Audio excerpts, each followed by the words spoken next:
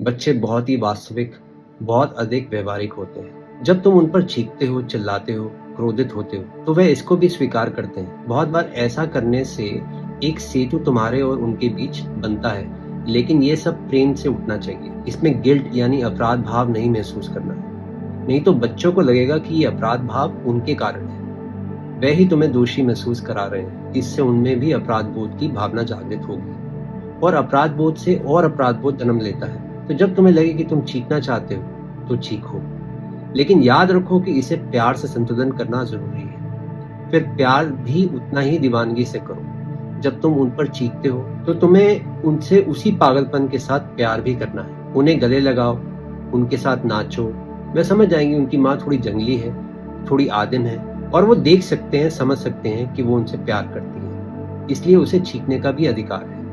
अगर तुम केवल चीखते हो और उनसे गहनता और जुनून के साथ प्यार नहीं करते हो तो फिर एक समस्या है। तो समस्या चीखने से नहीं उत्पन्न होती है, ये तब उत्पन्न होती है जब तुम इसे प्यार से संतुलित नहीं करते। उदाहरण के लिए, अगर बच्चे ने कुछ गलत किया है और वो तुम्हें आकर बताता है तो कहीं ना कहीं वो मार खाने के लिए तैयार आता है। अगर तुम उसे नहीं मारते तो उसकी अपेक्षाएं पूरी नहीं होती, उसके भीतर एक बड़ी सूक्ष्म निराशा आ जाती है। अगर तुम उसे जोर से मारते हो तो कुछ भी गलत नहीं है, लेकिन ये प्रेम के कारण होना चाहिए। उस मार में भी प्रेम की छाया होनी चाहिए, उसमें एक ऊष्मा होनी चाहिए।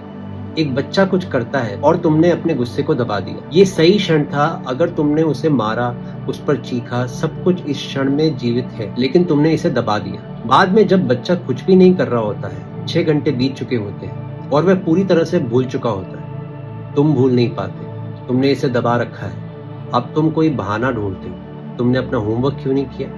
तुम्हारा होमवर्क कहाँ है? अब तुम बदला ले रहे हो, और जब तक तुम इस भाव को व्यक्त नहीं कर देते, ये तुम्हारे भीतर चलता रहेगा। तुम्हें कुछ करना होगा, वरना तुम इससे बाहर नहीं निकल पाओगे। बच्चा समझ नहीं पाएगा, ये लगभग असंभव है।